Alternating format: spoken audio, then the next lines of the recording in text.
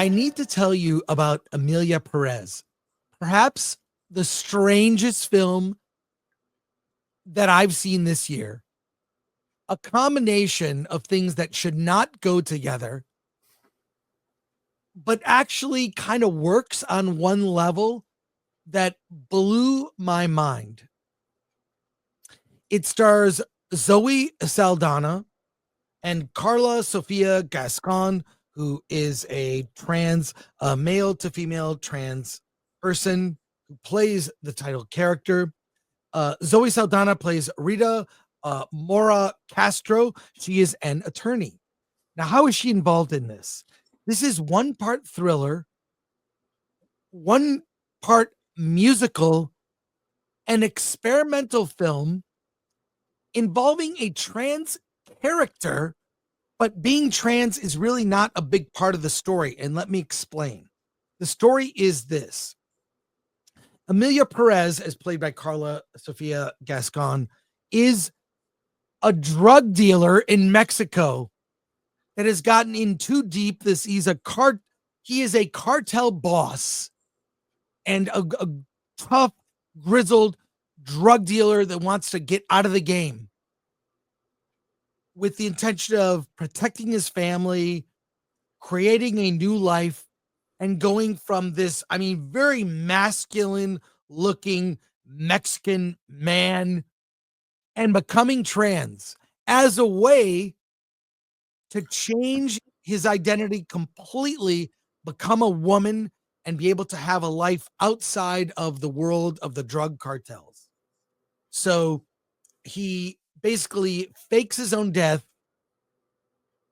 becomes trans, a feminine from male to female, and Zoe Saldana's character is the one that she gets paid a chunk of money to hide his identity, get him declared dead, and take care of his financial business so that he can basically escape with his money, his family survives, and he can create a new life as Emilia Perez, a affluent woman.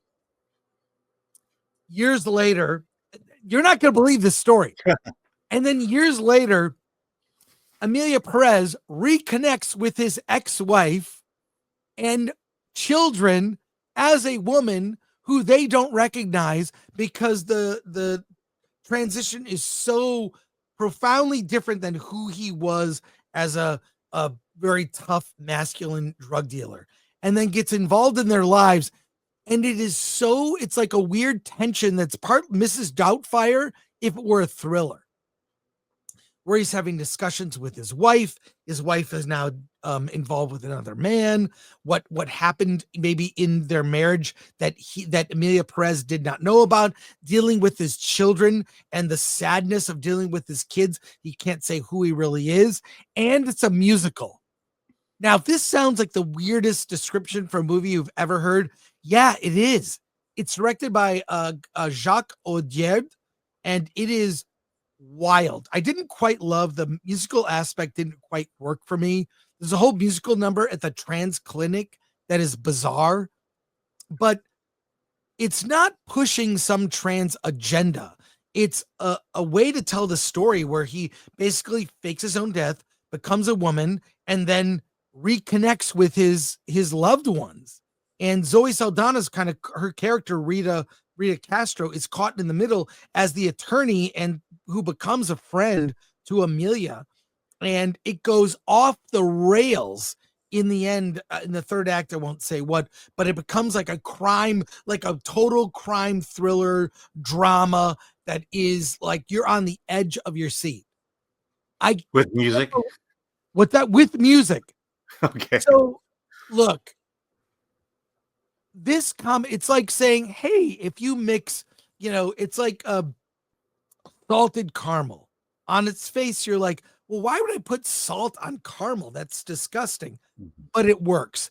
In this, it works. The musical stuff didn't really work for me. The drama of him as this, there's scenes you're on the edge of your seat with the tension, because we know, the audience knows, this was the drug dealer who's now an affluent woman. This movie also very likely to get a lot of Oscar noms, including for Carla Sofia Gascon, who is trans in real life. For what category, I don't know.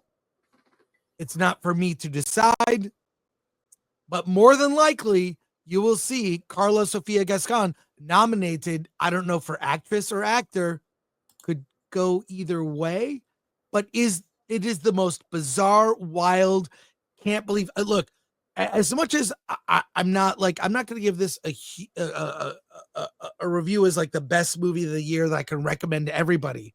It's an acquired taste, but the tension scenes are amazing. Like I said, like Mrs. Doubtfire, if it were a hardcore, a very violent mafia thriller. Does that make sense, Mrs. Doubtfire? So I'm giving it a recommend with a warning. So probably a 7 out of 10 for me, but a recommend with a warning.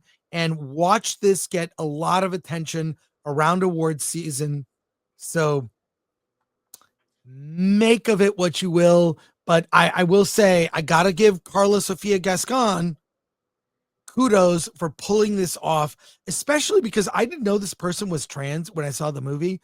So at the beginning of the movie, you see this like tough drug dealer that's super manly and then goes through this transformation that is amazing. It's like, it reminds me of movies from the past that dealt with trans issues but didn't try to push an agenda. It's part of the story. It's also the backdrop to the story. So I can't believe I'm sitting here telling you I really enjoyed this film. All right. It's really the one aspect. So you do need to see it, Alan. And again, a lot of people will be turned off, unfortunately, but also the experimental nature. I don't think the musical aspect of it really worked for me, but the thriller aspect was great. So if you take the music out, it's a movie. What? Could you repeat that? Yeah, if you take all the music out, it's the same movie. The sense I got is they either threw in dance numbers just to throw it in, or if you do a musical, generally the song should be about the person's emotions, feelings, the wants and struggles. Right. Look, I like things that are take risks. I like, we talk about all the time, Toy Story 5, 1 or 2. Yeah. You know what? You wanted something that swings for the fences and does something crazy. This film is it. You want something different. This film is it. You want something that takes a risk. This film is it. So while you may not like it in the end, you want something that goes for it and does something different. That's this film. So I applaud this movie for that. And it is it's on Netflix. It's on Netflix now. So like I said, check it out. The transformation of the lead actor. I honestly don't know what category this person will get nominated. I don't know. I'm saying either way, we'll be talking about it. We will be talking about this movie through award season. So there you go. So the question I have is, so the cartel leader went trans because they were trans, or went trans to change their identity, or both? I mean, a little bit of both, right? A little bit of both, but it's not, they don't harp on it. It's not, I'm telling you, it's a device to tell a story about like a Mrs. Doubtfire, where it's like, he wants to be with the kids, and wants to be with the kids, wants to not be involved in the drug cartels anymore, right, and found a way to escape that was extreme. So that aspect of the movie really worked. The musical aspect, not so much.